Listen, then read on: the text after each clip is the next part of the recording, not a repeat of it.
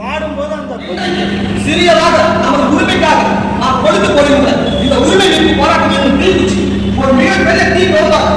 India ஒரு இந்து கோயிலுக்கு எந்த அரசாங்கமும் கைவிட்டால் மிகப்பெரிய விளைவுகளை நீங்கள் சந்திக்க வேண்டியது என்ற உணர்வு நமது இந்தியர்களுக்கு இந்துக்களுக்கு நாம் அனைவருக்கும் ஒவ்வொரு மனிதனும் என்றைக்கு நாம் முழுவதுமாக அவங்க நம்ம ஒரு சில இடத்துல பார்த்து பட்டாளர்கள் வச்சிருக்காங்க.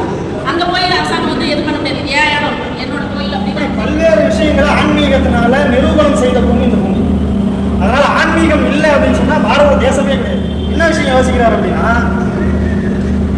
சும்மா மக்கள் எழுதுறாரு. என்ன எழுதுறாரு?